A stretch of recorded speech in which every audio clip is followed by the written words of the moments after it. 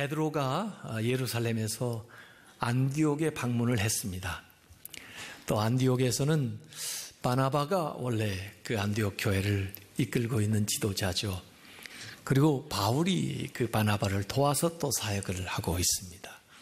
그래서 다시 그 안디옥에서 만나게 되니까 얼마나 반가웠겠어요.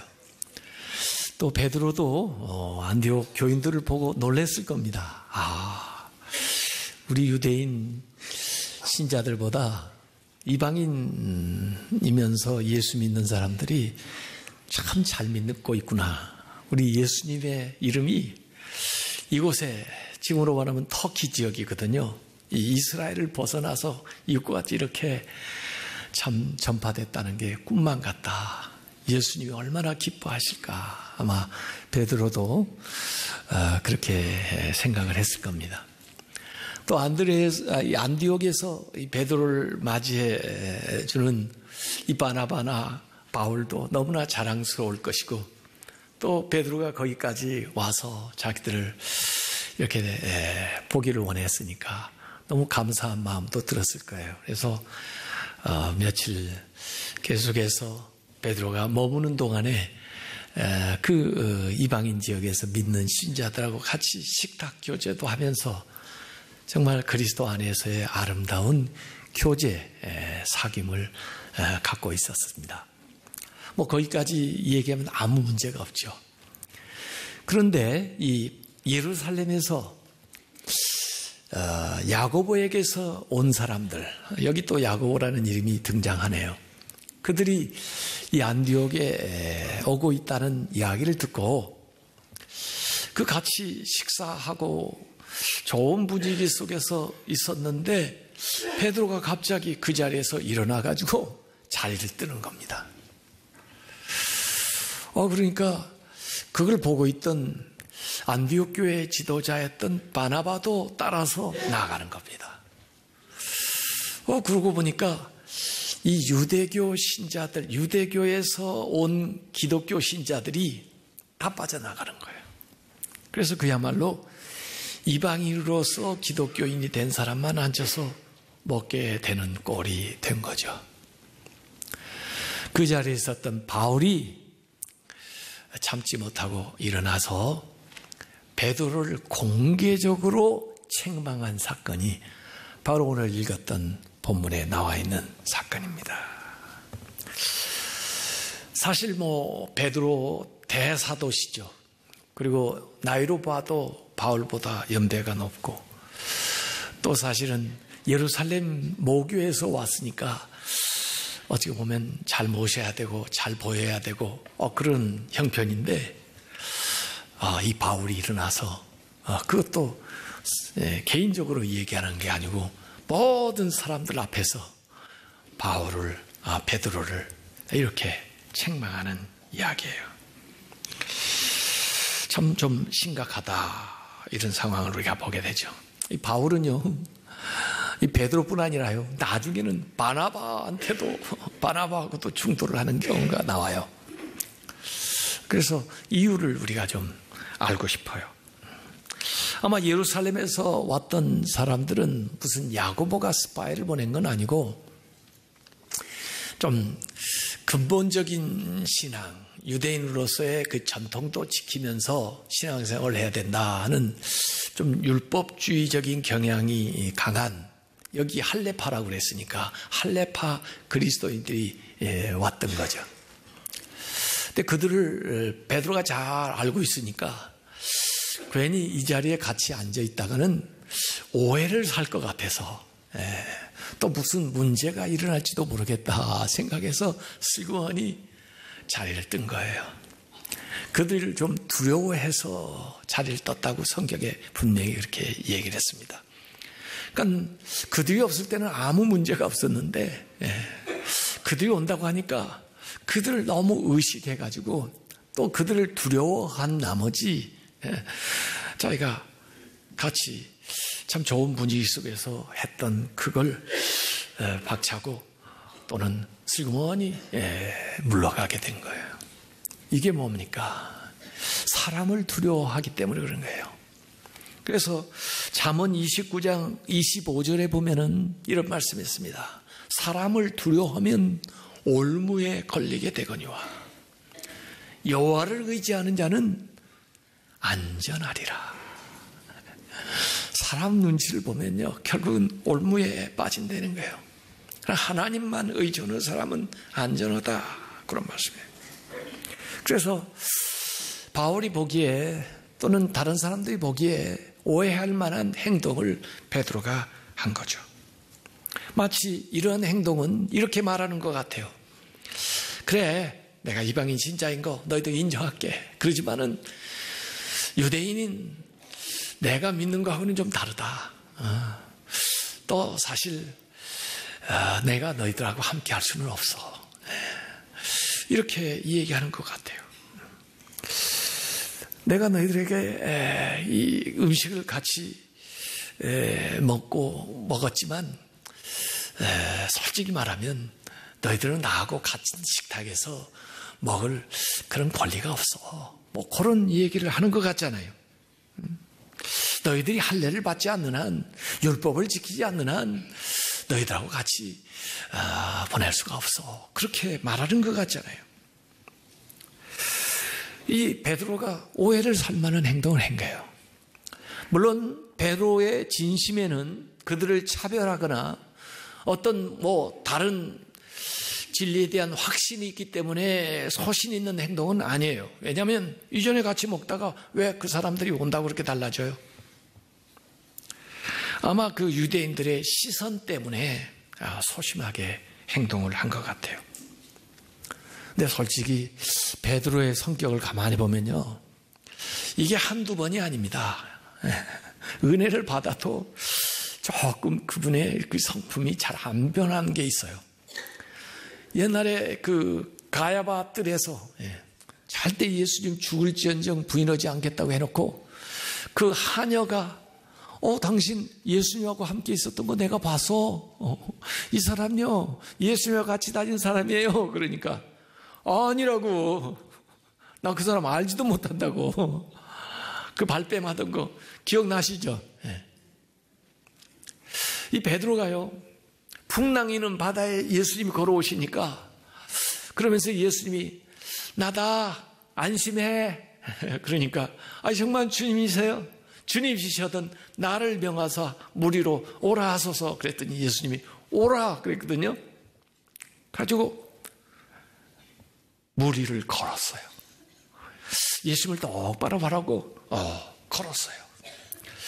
걸은 것까지는 다 좋은데 가다가 이상하네. 풍랑이 있는 바다인데 어떻게 사람이 걸어갈 수가 있대. 그리고 예수님에게서 눈길을 떼어가지고 주변 상황을 바라보니까 그야말로 다시 빠지게 되는 겁니다. 그래서 예수님이 이 믿음이 작은 자야 왜 의심하였느냐 하면서 끌어올린 경험이 있어요. 왜 지금 잘 나가다가 예루살렘 교회 있을 때도 잘 얘기를 해줬고 또 여기 와서도 처음에는 잘 지내다가 왜 이렇게 갑자기 태도를 바꿔가지고 이렇게 하는 거예요? 사실 이 베드로를 잘 아시기 때문에 하나님께서 여러 번 베드로를 이렇게 교훈을 하신 적이 있어요. 사도행전 15장 이전에도 사도행전 10장에 고넬료 집에 초대받기 전에 안 간다고 할까봐 그가 기도하는 중에 하늘에서 보자기를 세 차례나 내려요. 거기에 자기가 먹을 수 없는 또 율법에 정결법에 그 먹지 말라고 한 그것이 있는데 음석이 잡아먹으라 그러거든요. 그래서 하나님이 분명히 먹지 말라고 이야기했는데 그거 잊어버리셨어요? 저 이거 못 먹어요. 그러니까 하나님께서 사도행전 10장 15절에 하나님께서 깨끗하게 하신 것을 네가 속되도 하지 마라. 내가 용납했는데 내가 거부하지 마라. 이걸 3번이나 보여주셔요. 이게 무슨 뜻일까 하고 있을 때 고넬료에게서 사람이 왔거든요. 거기 이방인이라고 차별하지 마라. 가라는 뜻이구나 해서 가서 말씀을 전하는데 성령이 맺거든요. 그곳에서도 먹고 같이 지냈는데 왜 새삼스럽게 여기 안디옥에 와가지고 정말 중요한 시점에 이렇게 행동을 하는 거예요. 그가 사도행전 10장 34절 35절에 얘기를 했었잖아요. 그 고넬료 집에서 내가 참으로 하나님은 사람의 외모를 보지 아니하시고 각 나라 중에 하나님을 경외하며 의를 행하는 사람은 다 받으시는 줄을 깨달았도다. 이 깨달았다는 사람이 왜 지금 와서는 이렇게 행동을 하세요? 지난주에 오셨던 목사님이 그런 얘기 자주 하더라고요. 설교는 듣고 계십니까? 국민 여러분. 아니 왜 깨달은 사람이 이 모양이에요 갑자기? 아니 예수님께서 다 포용을 하고 밥상 공동체를 만들어 주셨는데 왜 그 밥상을 깨트려요? 예수님이 십자가에 못 박혀 돌아가심으로 구별했던 그 휘장을 다 거두어 놓으셨는데 왜 그 휘장을 다시 쳐요? 이게 좀 뭐하는 일이에요 지금? 아마 베드로도 나름의 사정이 있었을 거예요. 내가 그걸 몰라서 그러나 괜히 문제 만들 것 같아서 또 저 사람들이 오해할 것 같아서 그래. 저 사람들은 그런 생각을 안 하거든. 그러니까 오히려 그때 분명하게 지도자가 보여줘야 될 거 아니에요. 이 중요한 시점에 그렇게 행동하고 나면은 나중에 그 사람들이 뭐라고 할 거예요? 베드로도 인정 안 하잖아. 베드로도 같이 식탁을 같이 하지 않잖아. 그렇게 빌미를 주게 되잖아요 지금요. 오히려 이때 베드로가 당당하게 행동을 해 주었더라면 모든 문제를 일소할 수 있는 기회인데 왜 이렇게 소심하게 행동을 함으로써 그 문제를 계속 만드냐고 말이죠. 그래서 이전에 할례 문제는 해결했는데 여기 음식 문제, 할례만큼 중요해요. 유대인들은 정결법이 있어가지고 음식에 대한 규정이 쫙 율법에 있거든요. 그래서 마치 거기에는 이방인과 식사하는 걸 금하는 것도 나오고요. 그렇거든요.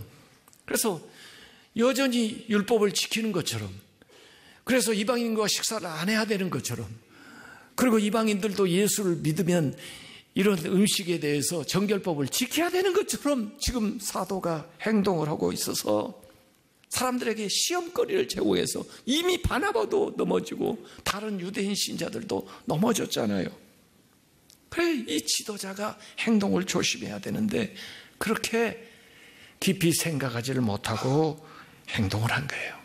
자기 두려움 때문에 다른 사람들의 그 자유까지도 빼앗아 버리는 그런 결과를 가져오고, 잘못하면 이제 이게 도미노로 계속 이어지면은 안디옥 교회까지 위태로워지는 상황으로 발전할 수가 있기 때문에 바울이 일어나서 공개적으로 책망을 하는 겁니다. 그래서 베드로 당신은 복음의 진리를 따라서 지금 행하지 않고 있어 라고 얘기하는 거죠. 왜 당신이 확신하는 바를 따라 행동을 하지는 못하고, 왜 그 복음의 진리를 따라 일관성 있게 행동을 하지 못하고 왜 이렇게 위선을 하는 것이오? 라고 얘기하는 거죠. 진리가 사람에 따라서, 대상에 따라서, 시간에 따라서 달라진다는 말이오. 당신이 이렇게 행동함으로써 지금까지 당신이 주장한 진리의 신빙성을 떨어뜨리고 있지 않소? 라고 얘기하는 거예요. 왜 당신은 그렇게 무책임하게 우유부단하게 행동하는 것이오? 왜 복음의 진리를 타협하고 복음의 진리를 흐리게 하고 있는 것이오? 라고 얘기하는 거죠. 참 이 베드로 인간관계로 보면요, 바울이 존경해야 되는, 또 지도를 받아야 되는 또 선배인데 사실 이런 얘기 하기가 쉽지가 않을 거예요. 그러나 인간관계보다 복음의 진리가 더 우선한다는 거죠. 바울은 그러기 때문에요, 남들에게 비방을 받아도 복음을 증거했고, 핍박을 받아도 복음을 증거했고, 심지어 죽여도 복음을 증거했어요. 복음을 수호하는 것은 어떤 인간관계보다도 내 목숨을 지키는 것보다도 더 소중하다, 이런 확신을 가지고 있었던 거죠. 그래서 2장 18절에 만일 내가 헐었던 것을 다시 세우면, 허물었던 것을 다시 세우면 내가 나를 범법한 자로 만드는 것이라. 율법, 할례, 음식 규정에 대한 것을 내려놨는데 그걸 다시 세우게 되면은 내 스스로가 그걸 범하는 자가 되고 또 다른 사람들에게도 짐을 지우게 되는 거죠. 우리가 이미 거기에서 벗어나지 않았습니까? 거기에서 해방되어 나와 있는데 어찌 당신은 그것을 다시 세우려고 하는 것이요? 라고 하는 거예요. 애굽에서 해방되어 나왔는데 왜 애굽으로 다시 돌아가려고 하는 것이요? 이미 우리가 자유인이 되었는데 왜 종이 되려고 하는 것이요? 라고 얘기하는 거죠. 바울은요, 굉장히 열정이 있을 뿐만 아니라 복음에 대해서 아주 담대해요. 그래서 앞에서도 진리에 대해서는 담대하고 그러나 사랑하고 구제하는 것에 대해서는 관대하고 이런 모습을 보여줬는데요. 네. 오늘 베드로는 좀 비겁했어요. 사람들을 두려워했거든요. 우리가 두려워해야 될 것이 있습니다. 그런데 그 두려워해야 되는 것은 오직 하나님만 두려워해야 돼요. 하나님만 두려우면요, 다른 두려울 것이 없습니다. 하나님을 두려워하지 않으면요, 두려워해야 될 것이 많아집니다. 인기를 잃을까봐 두려워하고, 실패할까봐 두려워하고, 욕을 먹을까봐 두려워하고, 실수할까봐 두려워하고, 불이익을 당할까봐 두려워하고, 손해를 볼까봐 두려워하고, 소외당할까봐 두려워하고, 권력 때문에 두려워하고, 사람들 때문에 두려워하고, 하나님을 두려워하지 않으면요, 두려워할 게 너무 많은 거예요. 베드로는 마땅히 두려워야 될 것을 두려워하지 않고 사람들을 두려워하니까 이 올무에 빠지게 된 겁니다. 그래서 잘못된 것을 용납하고 또 그것을 합리화하려고 하는 그런 식으로 행동을 하게 되는 거예요. 그러나 바울은 하나님만 두려워하고 그 밖에는 두려울 것이 없는 거예요. 그래서 베드로 앞에서도 담대하게 얘기를 하는 것입니다. 그래서 2장 14절에 내가 유대인으로서 이방인을 따르고 유다인답게 살지도 않으면서 어찌해서 억지로 이방인들은 유대인답게 살게 하려고 하느냐 그래. 당신 그렇게 행동하면 이방인 신자들이 유대인처럼 되라는 말이냐, 유대인처럼 행동을 하는 말이냐, 왜 당신은 그 행동에 미치는 영향을 생각지도 않고 그렇게 행하느냐, 이런 거죠. 사실 보통 우리 경우에는요, 누가 실수하면요, 개인적으로 권면하는 게 제일 좋습니다. 그래서 조용히 만나서 진심으로 기도하는 가운데 이야기하는 게 좋아요. 이 사소한 문제는 또 관용할 수도 있어요. 그런데 이 일은 중대한 문제이고 공개적으로 일어난 일이기 때문에 베드로뿐 아니라 다른 사람에게 미칠 영향 때문에 분명히 공개적으로 말하지 않을 수가 없었던 거예요, 바울이. 이건 어떤 경우에 사소한 문제, 뭐 밥 먹는 거 가지고 그래 자꾸 쪼잔하게 그럴지 모르겠는데 사소한 문제가 아닙니다. 이게요, 구약의 정결법, 음식에 관한 율법에 관련되어 있고요, 이 할례와 함께 굉장히 중요한 이슈예요. 그 당시에 이걸 지켜야 구원을 받느냐, 율법을 지킴으로 의롭게 되느냐 하는 얘기까지 다 연관이 되기 때문에 이게 식탁교제라는 게 이게 보통 이야기가 아니에요. 그래서 사소한 것에는 관용을 우리가 표할 수 있지만은 이런 중대한 문제, 또 진리에 관한 문제는 엄격해야 된다. 루터가 여기에 대해서 이렇게 줄을 해놨습니다. 바울은 여기에서 하찮은 문제를 다루는 것이 아니고 모든 기독교 교리 중에 가장 중요한 조항을 다루고 있다 그랬습니다. 아마 루터가 이렇게 얘기한 데에는 무슨 의도가 들어있을까요? 자기가 지금 말하는 거예요. 교황이 사소한 지역적인 걸 얘기한다고 할지 모르지만 이 면죄부에 관한 이 문제는 기독교에 아주 사활이 걸려있는 중대한 문제를 내가 얘기하고 있다는 것을 루터가 얘기하라는 거예요. 더구나 교황은요, 초대 교황이 베드로라고 얘기하고요, 그 다음에 그 베드로의 반열을 따라가지고 현재 교황이라고 해요. 그리고 캐톨릭 안에는 교황 무호설이 있어요. 교황은 잘못을 안 한다는 거예요. 그런데 여기 보라 이거야. 베드로가 잘못을 안 했니? 이런 걸 얘기하는 거죠. 그래서 사실 우리 개신교 전통은 그 전에 종교개혁 이전에 있었던 신학자 가운데 어거스틴의 전통을 좀 따르는데요.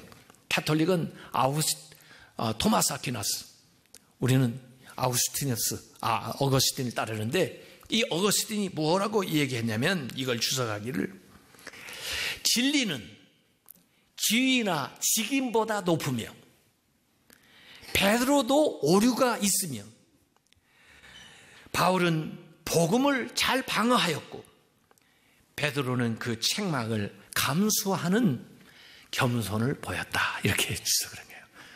둘 다 윈윈하는 건데, 여기에는 구체적으로 베드로가 한 반응이 기록되어 있지 않지만 베드로도 그 바울의 지적을 달게 받고 시정을 하거나 또는 자기의 잘못을 시인을 하는 겸손을 보였다는 거예요.